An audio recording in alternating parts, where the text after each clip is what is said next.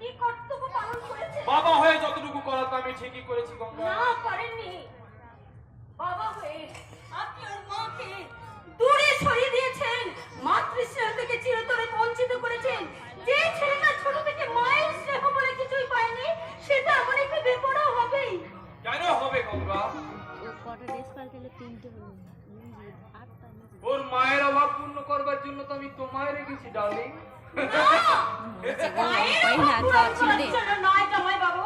আপনি আপনার কামনা চরিতার্থ করার জন্য আমাকে এখানে আটকে রেখেছেন। রথ দেখা আর কলা বেচা আমি দুটোই একসাথে করতে। কিন্তু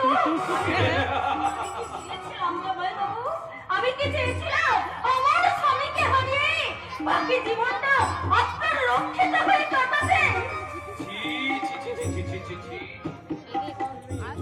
নিজেকে রক্ষিত বলছো কেন গঙ্গা? বাইরের পরিচয়টা আমাদের যাই হোক না কেন,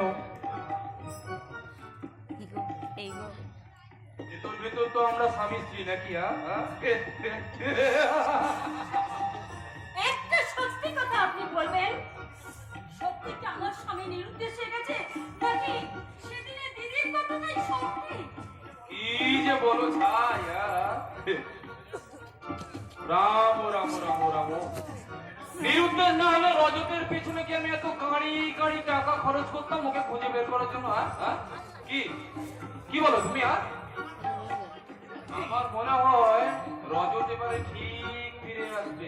না জামাই বাবু না, 12টা বছর পরেও যে মানুষ ফিরে আসেনি সে যে আর কোনোদিন এখানে ফিরে আসবে না, এই নির্মম সত্যটা আমার চেয়ে আর কেউ ভালো উপলব্ধি করতে পারবে না। কিন্তু রজত না থাকলেও তার অভাবটা আমি তুমি কোনদিন তোমায় বুঝতে দিইনি গঙ্গা। তুমি যখন যা চেয়েছো তোমাকে আমি দুহাত ভরে তাই দিয়েছি। কিন্তু সন্তান যার জন্য একটা নারী জীবন ধন্য হয়ে যায়, সে একটা সন্তানকে আপনি আমাকে দিতে পেরেছে। ভাবো বুঝো ইসালি বলে কি রে? রক্ষিতা নাকি আবার বাচ্চা পেয়ে যাচ্ছে। আমার বেকা পারা দেখুন। এই মায়ের ডায়লগ দিয়ে চলুন এটাকে নষ্ট করতে বাধ্য করেছেন। কেন কেন কেন জামাই বাবু কেন? এই যুগে কেউ কারো নয়, স্বামী সন্তান সব মিথ্যে। আসল সত্যি হলো এই ভোগাভোগ আর টাকা। না জামাই বাবু না, এই ভোগাভোগের নামে নোংরা জীবন আমি চাই না। আমি জানি আমার একটা মাত্র ভুলের জন্য ওই দিদির আর পাগলের জীবনটা শেষ হয়ে গেছে। এর জন্য আপনি দায়ী। এই দেখছি মায়ের চেয়ে মাসির দরদ বেশি। একটা নির্বোধ বোকা শোকা ছেলের জন্য। নির্বোধ বোকা ছিল না জামাই বাবু, আপনি কি ভুলে গেছেন কয়েকটা বছর আগে এক রাত্রে আপনার আর আমার অবৈধ সম্পর্কটাকে দেখে পাগল বাধা দিয়েছিল বলে তাকে আপনি নির্মম ভাবে মেরে তাকে বেহুশ করে পাশের করে ফেলে রেখেছিলেন। ঠিক ঠিক ঠিক।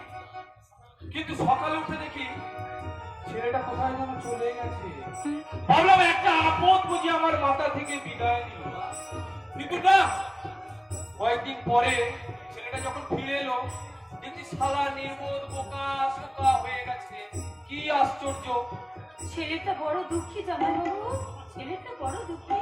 বাবার স্নেহ কোনোদিন পায়নি, মায়ের মমতা সে কোনোদিন পায়নি। তাই তো ছেলেটা মাঝে মাঝে মায়ের উদ্দেশ্যে রাতের আকাশের দিকে কেঁদে কেঁদে বলে। বন্ধ করো তোমার এই নাকামি পোনা। সারা আমি বলি নিজের জ্বালায়, আরে শালি কিনা আমার বিবেকে মাঝে মাঝে দংশায়, ভুল দংশায়। বিবেক বিবেক কি আপনার আছে জামাই বাবু? তা যদি থাকতো তাহলে একটা ছেলের প্রতি আপনি এইভাবে নির্দয় হয়ে থাকতেন না। কে বললো? কে বললো আমি প্রতি ওর প্রতি নির্দয়? ওই বোকা ছেলেটাকে ভালো করে মানুষ করবো বলে ভালো ভালো স্কুলে ভর্তি করেছি, অত প্রত্যেকবার প্রত্যেকটা স্কুলে ফেল করছে। আমার লজ্জায় মাথাটা কাটা গেল। বড় বয়সী ছেলেরা কেউ ডাক্তার, কেউ ইঞ্জিনিয়ার, কেউ প্রফেসর, ওই বিদেশে চাকরি চাকরি করছে, লাখ লাখ টাকা কামাইছে। আপনারা বলুন, কোনো বাবা কি ভালো লাগে? কে গো? হ্যাঁ? ছি, ছি, ছি, ছি। ভালো লাগে? হ্যাঁ। কিন্তু আমার সবাই বোকা পাঠাবে না। এ ওই তো একই সাহেব স্কুলে, দা। একই ক্লাসে প্রতি বছর সাহেব দা রে। ফেল করে হ্যাঁ, ফেল ছি। করে আমার মাথাটা মাগো, হেড করে দিল। কে রে?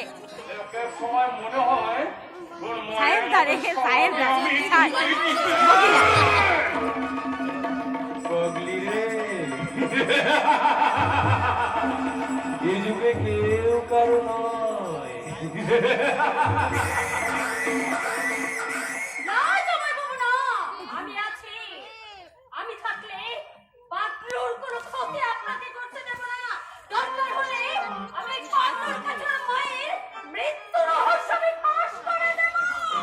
এই সালিম! সাবধান! বেশি বাড়াবাড়ি করলে তোকে চুকিয়ে দহন করে দেবো, অন্তর পাগলামি বের করে দেবো।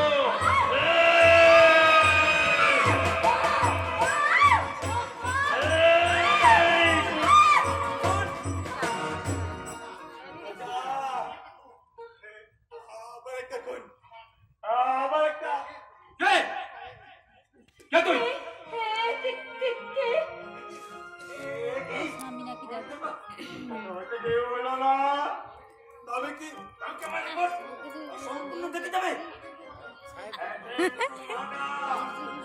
চুপ! শালা পাগল! এই, ভদ্রলোকের বাড়িতে কোথা থেকে ঢুকেছিস? বলা নেই, কওয়া নেই, হ্যাঁ? এই! কে তুই? কে তুই?